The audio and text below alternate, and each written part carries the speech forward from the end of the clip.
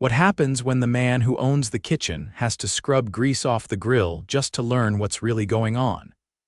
Kellan Price stood in the parking lot of Store 13, a stainless steel kitchen outlet in a chain of 16 fast casual restaurants his father had built from the ground up. He inherited the company a year ago after his father passed. Most of the locations were running fine, but this one kept slipping through the cracks. Customer reviews were mixed, turnover was high, and 2 assistant cooks had quit in the last month alone. The district manager, a guy named Ray, told Kellan it was just the younger generation not wanting to work. Kellan didn't buy that. He hadn't met most of the hourly staff at this location. Store 13 was in a different city, and it was one of the few stores he'd never personally visited. He'd always sent others.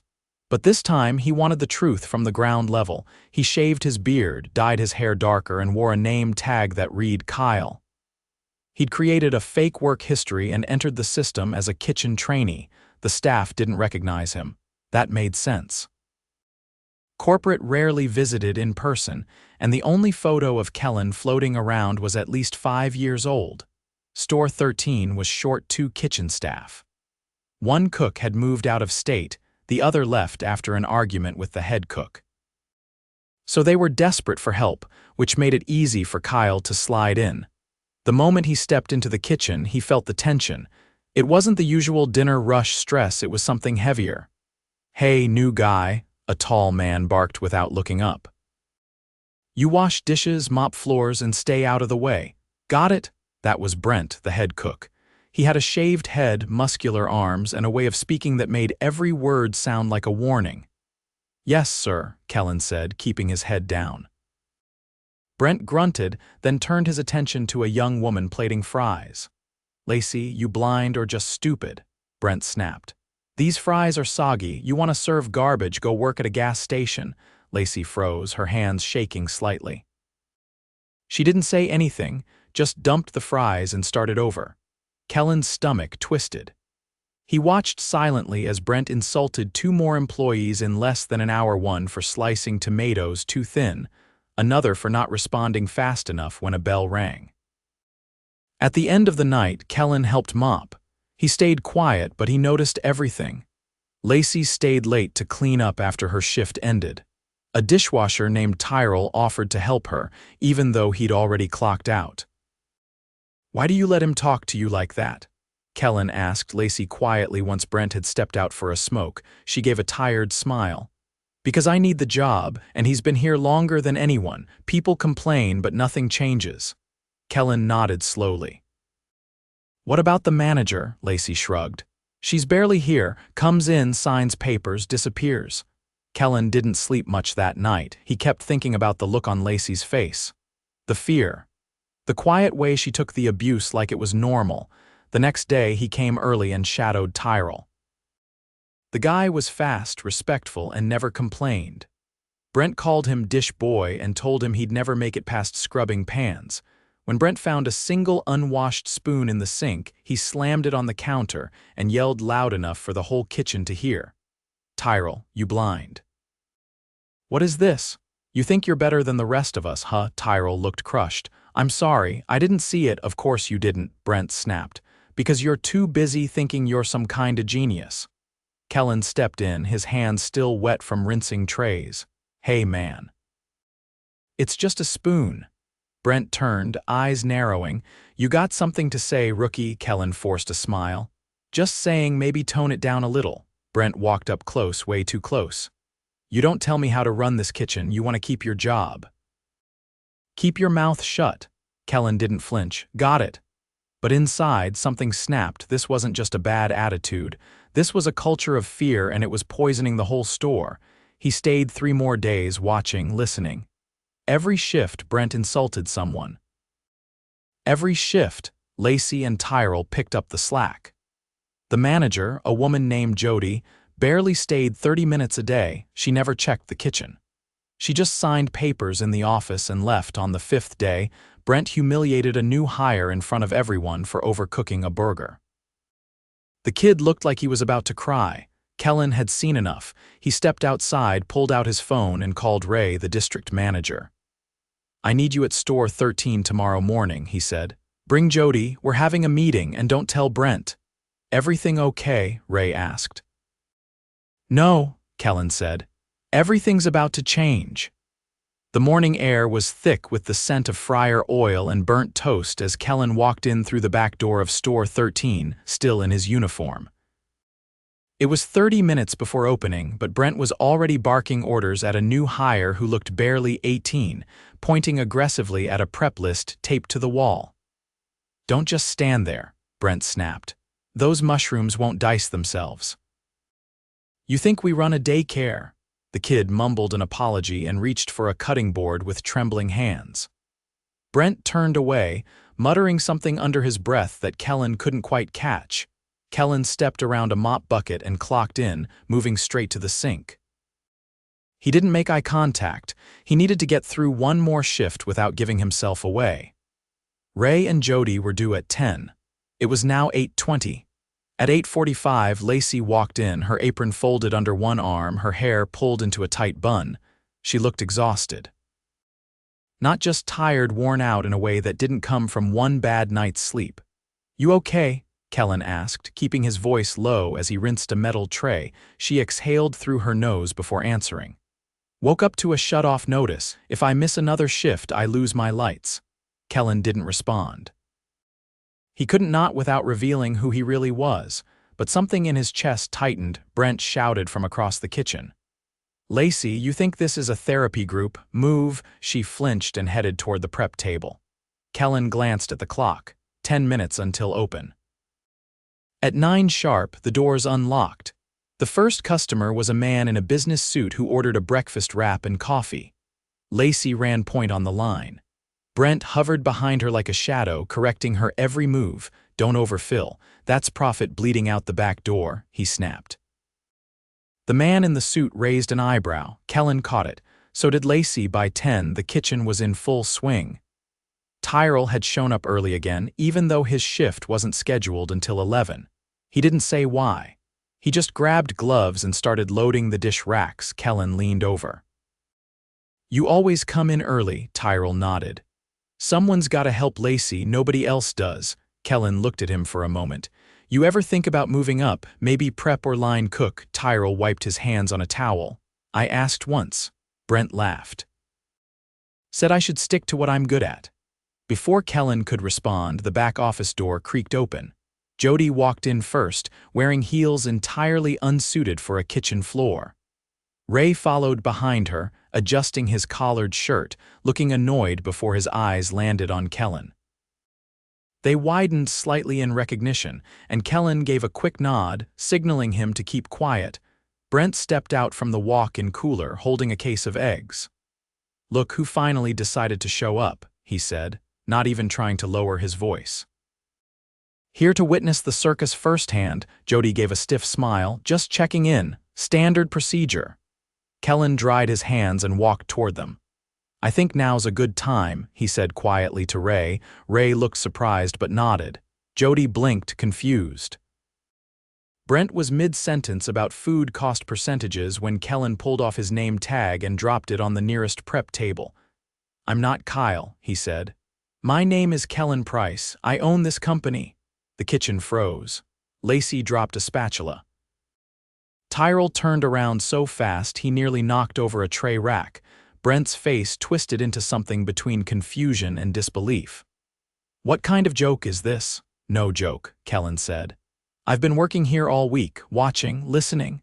Jody stepped back, eyes darting from Kellan to Ray. "Wait, what is going on?" Kellan turned to her. "How many hours a week do you spend in this store?" She hesitated. I check in, I review the books. Do you ever talk to your staff, watch how this kitchen runs?" She didn't answer. Kellan looked at Brent. "I've seen how you treat people here. I've seen you yell, insult, and belittle your team. You create fear, not leadership. That ends today." Brent crossed his arms. "People make mistakes. I keep the standards high." "No," Kellan said, voice steady. "You humiliate people for basic errors. You call them names. You mock them in front of customers. That's not leadership, it's control." Lacey stepped forward cautiously. He calls Tyrell names every shift. He makes fun of the way he talks.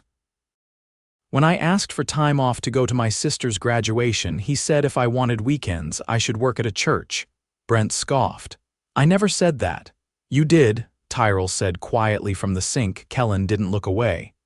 You're done here, Brent. Effective immediately. Brent's mouth opened, but Kellan held up a hand. No argument, I've seen enough. Ray will escort you out. Ray stepped forward, his face unreadable. Brent tossed his apron onto the floor. You'll regret this. I've been here longer than any of these kids. Exactly, Kellan said, and somehow they're the ones holding this place together. Brent stormed out without another word. The kitchen was silent for a moment. Kellan turned to Jody. You're on probation. Starting today, you'll work from this store until you've earned back the team's trust or you're out. Her mouth opened, then closed. She gave a stiff nod. Kellan walked over to Tyrell. You want the chance to train on the line? Tyrell blinked. Yes, sir. Good, Kellan said. Today you shadow me. We'll start with grill. He turned to Lacey. How many hours you averaging? She hesitated. 32, sometimes less. That changes.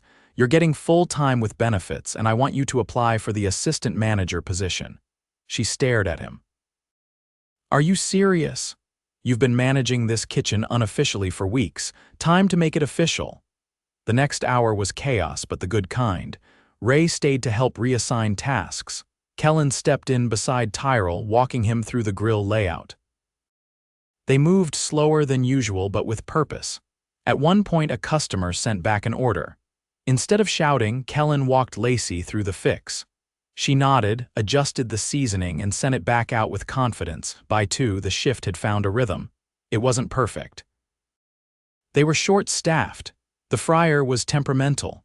But for the first time all week, people weren't afraid to speak. Kellan stepped outside for air. Ray followed him. You handled that clean, Ray said. Kellan didn't respond for a moment. Then, it never should have gotten that bad. Ray looked down.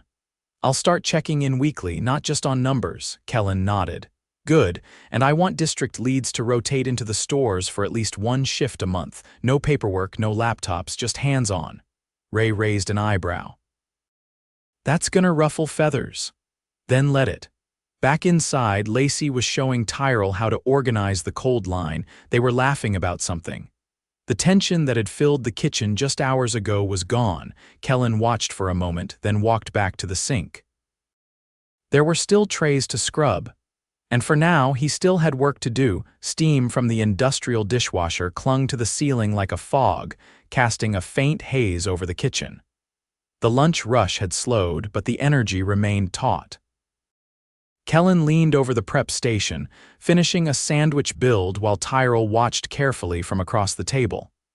Don't stack the meat too high on one end, Kellan said, adjusting the layers with quick precision. Everything should hit the palate evenly. Balance matters. Tyrell nodded, eyes locked on the sandwich. Never thought about it like that. I always figured customers just care if it's hot. They do, Kellan said, but they remember when it's right. An order bell rang twice. Lacey, now running the line, called out the next 2 tickets without looking up. Her voice was steady, but her pace had slowed. Kellan caught at her shoulders were tighter, her breathing shallower. He walked over. You eaten anything today? She shook her head. Didn't have time. I was gonna grab something after the shift. You're working a double. Grab a protein bar from the office, he said. 5 minutes, not negotiable. She hesitated, then gave a quiet nod and stepped out. Kellan turned to Tyrell. Jump on cold line for a few minutes. I haven't done that solo before. You'll do it now. You've watched her all day. Tyrell moved into position without another word.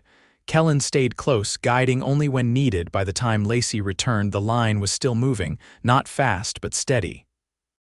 Tyrell handed off a completed wrap with both hands, careful not to drop the garnish. It wasn't perfect, but it was presentable and on time. Lacey looked at him, surprised. You made that, Tyrell shrugged. Tried to remember how you did it.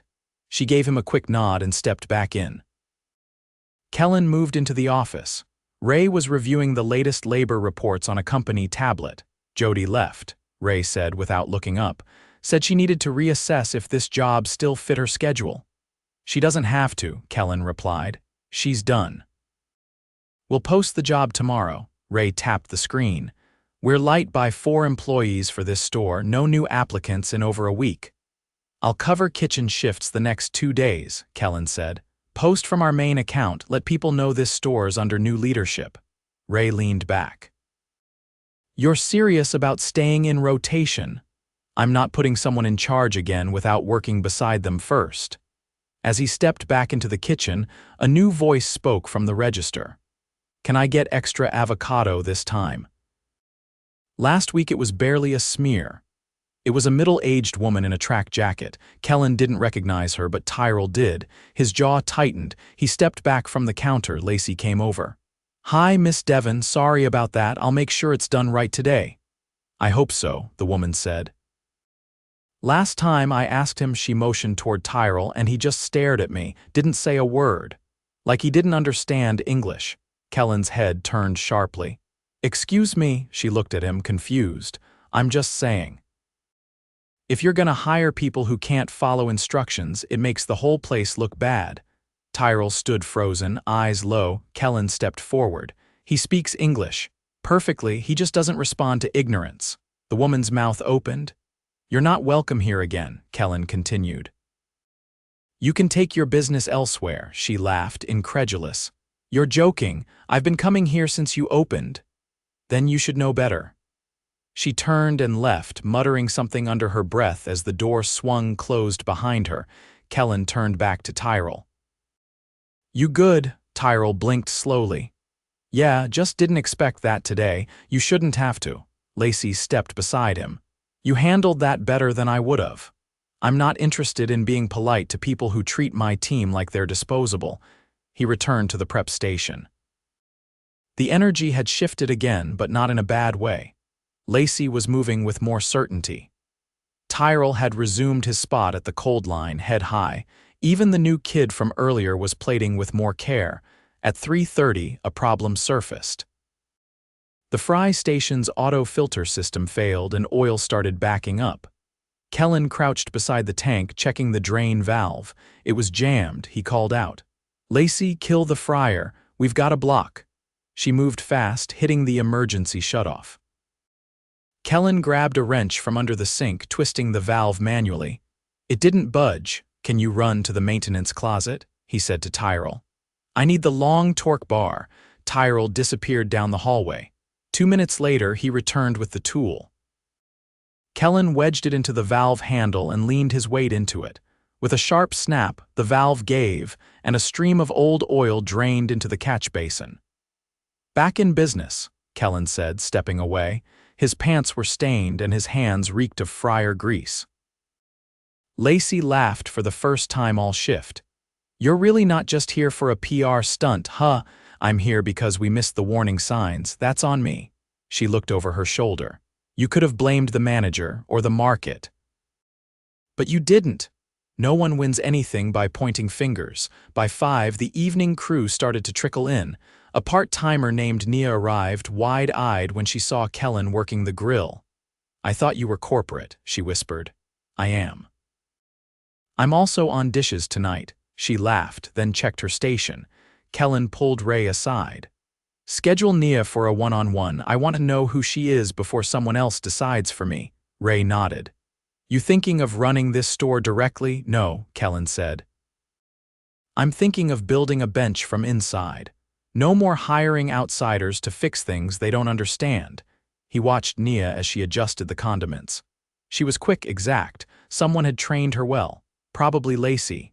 That's where the future was, inside the crew, already pulling double weight. At 6, Kellan clocked out but didn't leave. He sat at a corner table, folding napkins into silverware rolls. It was the kind of task no one wanted but always needed doing. Lacey joined him with a tray of clean forks. You're not gonna disappear again after this week, are you? No, he said. I'll be here regularly, quietly, maybe not always in uniform, but I'll be watching. She looked at him, serious now. We've seen people come in with promises before. You're different, but you've got to keep being different. I intend to, and if I don't, you call me out. She nodded. Deal? At closing, Kellan helped mop the back line. He didn't rush, he didn't assign, he just worked. Beside him, Tyrell scraped the last of the grime from the grill plate. "I never thought anyone up top even knew who we were," Tyrell said. "They do now." The mop water was dirty. The tile was slick, but the air in the kitchen had changed. The fear was gone. In its place, something quieter, sturdier. A beginning. Thursday morning came with a pale sky and the weight of a long week on everyone's shoulders. The prior day's shifts had run lean, and by the time Kellan arrived at store 13 just after 6:30, the kitchen lights were already on. Tyrell was there, sleeves rolled up, arranging the prep bins. He looked up but didn't pause his work. "You sleep at all?" Kellan asked as he stepped through the back entrance. "Couple hours. Didn't want to get behind on setup," Tyrell said. "Still short on eggs. Deliveries late again." Kellan nodded and checked the clipboard near the door. The supplier had missed 2 deliveries this week. A pattern worth fixing, but not today. Today had a different focus. He walked the full line. 2 burners weren't lighting consistently. The grill was clean, but the drip tray was loose. He noted it all. The store didn't need a miracle, it needed maintenance, consistency, and better leadership. By 8, Lacey arrived, rubbing her neck as she hung up her coat. She reached for a hair tie, but her hand froze midway. "Did you see the schedule?" she asked. Kellan looked up. "Not yet. Why? They've got me closing tonight, then opening tomorrow. Again." Kellan walked over to the office. The schedule was taped to the side of the filing cabinet. Sure enough, Lacey had been given 4 back-to-back doubles. Ray had left town for a corporate check-in, meaning the schedule had defaulted to auto-fill. That wouldn't do. He stepped out and found Lacey leaning against the counter, tying her apron. "Stay until 2 today. I'll cover the rest," he said. "Then take a full day tomorrow. We'll rotate someone else into close and open." She hesitated. "You sure?" "We're already short." "I'd rather run lean than burn out the only people keeping this place running. I'll be on the line. You train Nia to take your slot. She's ready." Kellan stepped into the kitchen and grabbed a pair of gloves. He prepped the grill, checked the timers, and tested the heat zones. The team followed suit. No one said much, but every movement was tighter, more deliberate. By midday, the store was busy. A local coach brought in a group of 10 students, all ordering variations of wraps and smoothies. Nia handled the counter, punching in orders without missing a beat. She called them back with clarity, no hesitation. "You trained her?" Kellan asked Lacey as they swapped out sauce bins. "She trained herself. I just showed her where we keep things." That was all Kellan needed to hear. He'd make a note for her evaluation file. Not because it was protocol, but because she deserved to be seen properly, not just as coverage on a shift. At 2, Lacey clocked out. Kellan walked her to the back door. "Don't come in tomorrow. Recharge, we've got it." She gave a cautious look. "You're not just saying that to be nice." "I don't say things to be nice. I say them because they need to be said." She gave a single nod, then left. By 4, the energy inside the store had shifted. Not in volume, orders still came fast, but in flow. Tyrell had taken over cold line again. Nia was shadowing him now, not the other way around. Kellan was midway through restocking the prep fridge when a man in a collared shirt walked through the door and made a beeline for the kitchen. "Where's the manager?"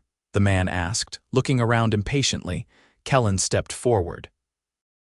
"That's me. What's the issue?" "I'm from Regional Food Safety. We've been flagged on a complaint about expired product. Someone submitted photos anonymously." "Was it from this location?" The inspector held up a tablet with time-stamped images. Some of the containers were clearly mislabeled. Mold on shredded lettuce, a cracked egg carton, all from the prior week. Kellan took a breath. "Give me 15 minutes, I'll walk you through everything we've got, then you tell me what needs fixing." The inspector nodded. "Fair." Kellan gathered the team. He didn't bark, he didn't scramble. He laid it out clean and direct. "Someone sent in photos from last week. That means this place wasn't being taken care of before we stepped in, but we own it now, so we fix it." They pulled every container. Anything even close to expiration was tossed. Labels were updated, bins rewashed. The inspector watched silently. When he finally spoke, it was with a tone more curious than critical. Who was managing this before? Doesn't matter anymore, Kellan said. We're not running that way again. The man nodded. Still needs follow-up. You'll get a formal report. But I'll note today's response as corrective action taken. When he left, no one celebrated. There was no fist pumping, no relief, just quiet determination. At 5, a man walked in with a clipboard and a maintenance badge. He introduced himself as Marcus, the new technician Kellan had called in that morning. They told me to prioritize this location, Marcus said. Something about a fryer valve issue earlier this week. Fryer, burners, fridge door start with the most immediate safety hazards. We'll keep working around you. Marcus set to work. He didn't interrupt, didn't slow the team down. Just methodically moved through the equipment like someone who knew his craft. By 7, the dinner rush was building. Tyrell was still on the cold line, but now he was training a new hire named Devon. The kid was fast, but his hands shook every time he grabbed a scoop. Tyrell leaned over. Take a breath, don't rush it. You're not in a race. Devon nodded, steadied his grip, and tried again. Kellan watched from the grill, flipping chicken with one hand while updating the ticket screen with the other. He glanced at the clock. 2 hours left. Marcus came over, wiping his hands on a cloth. Fryer's good, burners are cleaned and recalibrated. That fridge door's holding, but I'd recommend a replacement hinge next week. Appreciate you, Kellan said. Marcus gave a short nod and left through the back. At 8:15, a woman in a navy blazer walked in. She ordered a salad, no dressing, and sat near the front where she could see the whole kitchen. Her name tag read Operations Auditor. Kellan didn't need a warning. He recognized the name from the quarterly audit list. She didn't announce herself, just watched, took notes. Occasionally glanced at the screen. Nia noticed first and whispered to Tyrell. Tyrell didn't react. He just kept slicing avocado. When the auditor finally approached the counter, Nia greeted her like any other customer. Everything come out okay, the woman looked up. Very smooth. Team seems well trained. Thank you, Nia said. The woman looked toward the kitchen. Who's your store lead? Nia pointed to Kellan. He walked over, gloves off, wiping his hands. I'm Kellan. She tilted her head. Kellan Price, that's right. She looked at her clipboard. Didn't expect to find the CEO running line. Didn't expect to need to, but I did. She paused. This location was on track for regulatory review. You've pulled it off that path. I'll confirm in writing, but it's moving back into compliance status. Good, Kellan said. Keep holding us to it. She left without further comment. At 9, the last customer left. The kitchen was quiet. Steam hissed from the dishwasher. Someone turned the music down. Kellan gathered the team near the prep station. I've seen a lot of kitchens. Some run cleaner, some run faster. But I haven't seen one flip itself in 4 days with this much heart. No one moved. No one interrupted. You're not temporary. You're the foundation. That means you'll get trained, not managed, promoted, not ignored. And if anyone here ever disrespects a teammate again, they won't get a warning, they'll get walked out. That's the new standard. He looked at Tyrell. You start grill training full-time next week. Then at Nia. You're moving to assistant team lead. Lacey will coach you directly. Devon blinked, surprised. What about me? You learn from them, and when you're ready, you'll move up too. There were no cheers, no applause, just nods. Real ones. The mop buckets came out, counters got wiped, lights dimmed, outside, traffic thinned. Inside, the team worked like people who finally believed they mattered. And Kellan, for the first time since taking the company over, didn't feel like he was running a brand. He felt like he was building a team worth leading.